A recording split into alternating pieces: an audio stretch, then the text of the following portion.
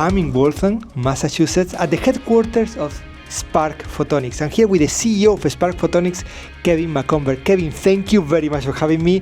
A couple of weeks ago, we published an article at Laser Focus World in which you talk about Spark Photonics. And in that article, we talk about the Spark Photonics Foundation.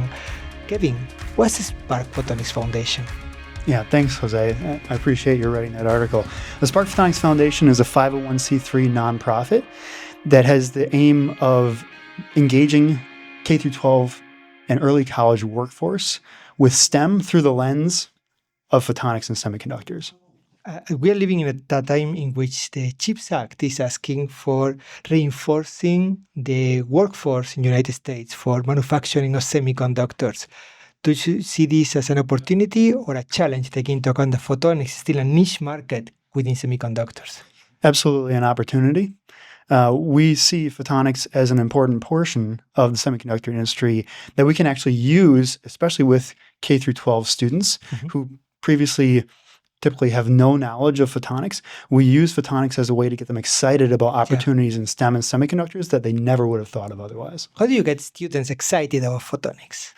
It all starts with the applications. We show them some of the cool things you can do with photonics, and then we let their imaginations run wild that if they had this technology, especially integrated photonics, very small, low power, lightweight, ubiquitous, enabling technology, what could they do with that? What could they build with that? Their imaginations run wild, and then they actually come up with a business idea to launch and sell a product at a profit, and then they do a pitch in front of their peers and a panel of judges to really make this idea their own. What you're looking for is companies that need this workforce and need designers of photonic integration. What kind of companies are those? Where is right now the lack of this workforce? Right now, we're seeing workforce needs across the board.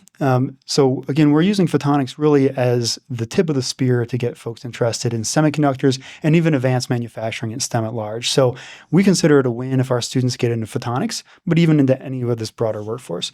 And we're seeing that there's a need, especially folks coming out of two-year colleges as well as four-year. But I think a lot of us, especially in integrated photonics, tend to focus mostly on graduate students. And we're really trying to address students for whom maybe graduate school isn't an interest of theirs. So we're trying to be agnostic and say, whatever your level of interest, whether it's going right after senior year in high school or a two-year or four-year or graduate school, we want you in semiconductors. We want you in advanced manufacturing.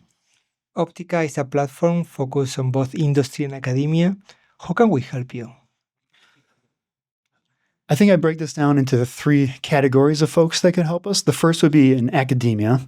In academia, we often find not only are faculty interested in seeing their students graduate, but of course they want to grow the influx of students into their programs. Very often we see that the programming to do that, to get more students interested, is kind of focused on short-term events, a talk at a school or a STEM day event. But what we feel is really the power of STEM is the journey, the coming up with a problem, trying to solve it, finding things that don't work, and then eventually finding something that does. And we feel that project-based learning, which is what we advocate in our programming, is really the way to do that. Studies have shown project-based learning is very engaging for students, and it increases their understanding. So we follow project-based learning. We encourage academics to use project-based learning that will then entice students into their programs. For government, a lot of the CHIPS Act solicitations, for example, often have workforce development as something that's kind of mentioned on the side, and there's typically very little or no mention of K-12. We would recommend that solicitation authors and award authors specifically mention K-12 workforce development efforts and put requirements for that into their solicitations and their awards.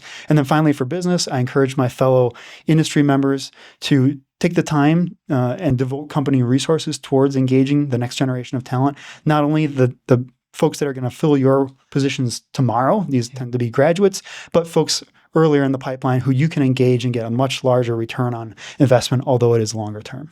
If we had this interview again in 5 years, what would be your preferred future? What would you be very happy to have accomplished? I would be very happy to see a national discussion in elementary, middle, and high school around opportunities for students to pursue education and career pathways in advanced manufacturing, ideally in semiconductors and photonics. But I think there's a huge untapped potential for students to leave to lead very fulfilling careers in advanced manufacturing. I had one at Intel when I was working in semiconductors as a PhD student, but these careers are open to everybody. I think it's something that we miss out on in our conversations around the dinner table right now. A few universities worldwide are celebrating their 20th anniversary of their first masters on photonic integration. But you think that we should talk to students about photonic integration at a much younger age? When do you think we should start telling people that they can design photonics in a chip? Absolutely. And that's something that we're working on right now. We're rolling out a program this fall in which students will be able to do a mock PIC photonic integrated circuit layout as early as 9th grade. We're getting now to the point where we're running our Sparkalpha program, the one I mentioned earlier, where students do project-based learning. We've run it as early as 5th grade, and we're pushing even younger. So we think that there are opportunities for students to learn about PIC design and semiconductor design even more broadly, all the way down into elementary grades. What you're doing is fantastic, and I'm very happy to be watching it, and I hope I can support and help you with your mission. Thank you. We appreciate your support very much. Thank you, Kevin. Well, that was fantastic. Really enjoyed it. Wow. Well, it was really good because it